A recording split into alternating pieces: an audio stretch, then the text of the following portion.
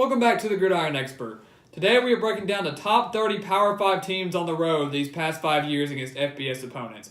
And unlike the home field advantage study, we are not breaking down the stats conference by conference. We are just giving you the top 30 teams. And these top 30 teams are based solely on statistics and winning percentage, not on opinion.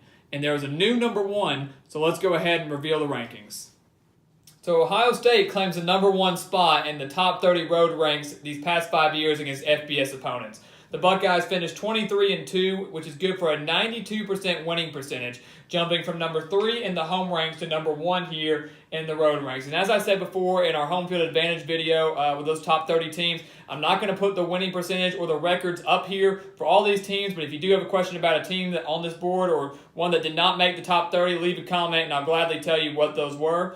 Oklahoma follows right behind Ohio State, very, very close. The Sooners jumped from 7th in the home field advantage rankings to 2nd here in the road ranks. 22-2 these past 5 years, which is good for a 91.7% winning percentage. Only 0.3% difference between Ohio State and Oklahoma. So very, very close there. And then number 3, Alabama, who many would have thought would have been number 1. They finished number 1 in the home field rankings, but number 3 here in the road rankings. 17-3 these past 5 years, which is good for an 85% winning percentage, which really is actually a pretty decent drop from Ohio State, 92% to 85%. So a 7% decrease there between the number 1 team and the number 3 team. So that was kind of something interesting there. It was not as close as Oklahoma was to Ohio State, and really Alabama not that close to the Sooners as well. So that was something that I kind of kept an eye on there. 17-3 these past 5 years. Wisconsin coming in at number 4, which is also where they ranked in the home field advantage rankings. They finished 19-4 on the road, 82.6% winning percentage. And then Florida State closes out the top 5. They jumped from 8th in the home field rankings to 5 on the road rankings, 19-5 these past 5 years, which is good for a 79.2% winning percentage. So obviously a very solid top 5. Really no surprises there considering the track record of all 5 of these teams, the success they've had these past 5 years. It's no surprise that these guys are ranked up here. Now, one thing to keep your eye on as you're looking over these top 30 teams is the ACC dominates these rankings. They have 4 ACC teams in the top 10. You've got Florida State at 5, Clemson at 6, Louisville at 9, and then Virginia Tech at 10th. And as we all remember, Virginia Tech was the team that had the biggest difference on the road than they did at home. They were 15.4% better on the road than they were at home. And I've got the ranking here. They were 42nd in the home rankings, 10th in the road rankings. So 15.4% better on the road they were at home. That was something that was really, really interesting to see. So 4 in the top 10. They have 9 ACC teams in the top 30 alone, which is extremely, extremely impressive. And you would think that would place them high, very high in the conference rankings. You'd be correct. We'll address that here in a little bit. But 9 ACC teams in the top 30.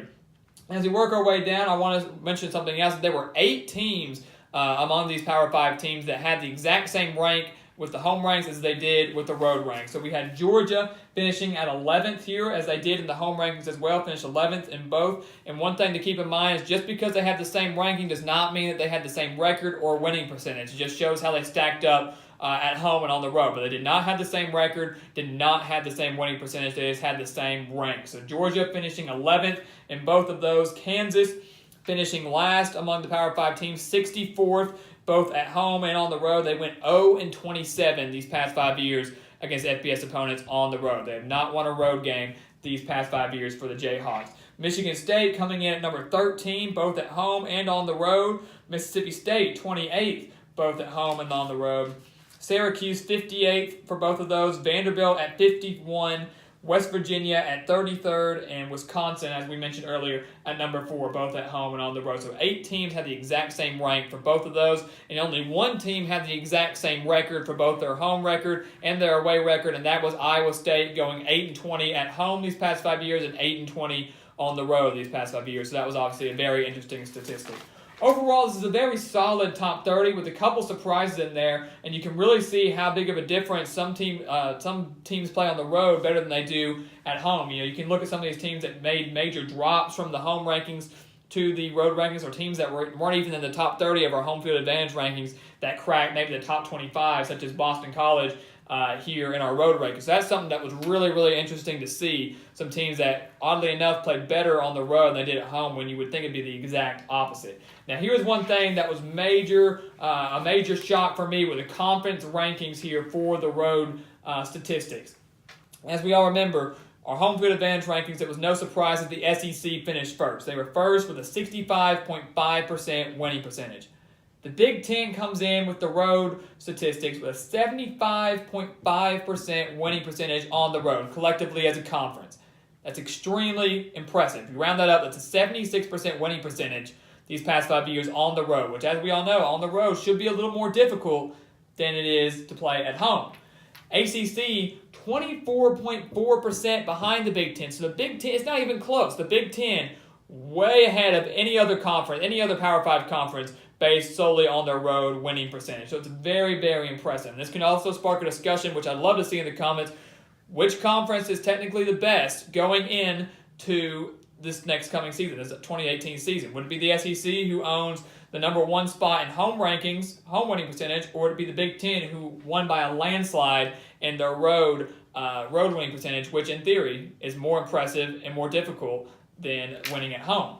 ACC, 24.4% there, which is very good for them. A jump from number 4 when they were 57.8% winning percentage at home, 51.1%, which puts them at second on the road. Big 12 following at third with a 50.8% winning percentage, and the SEC and Pac-12 both finishing below 500, and the SEC just barely beating out by 0.02% by the Pac-12 there. So the SEC 46.2% and the Pac-12 right at 46%. So the SEC nearly finished last in the road winning percentage rankings, which, as some say, the SEC is the most dominant conference, is obviously not showing here on the road. So I'd love to hear your comments and your opinions on that. Overall, all the teams combined, so all these Power 5 teams combined, went 1,148 and 722 at home, which is 61.4%, and then a road 814 and 712, which is 53.3%. So as you would expect, the winning percentage for all these teams combined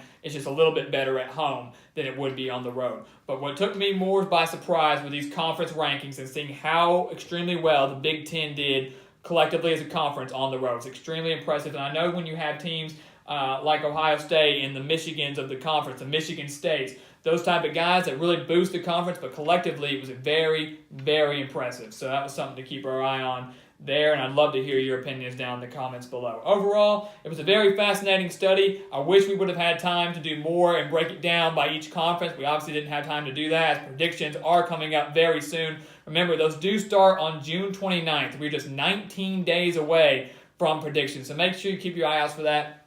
And we are just 11 subscribers away from 1,000 subscribers, so we would really appreciate you guys to keep continuing your likes, your comments, subscriptions.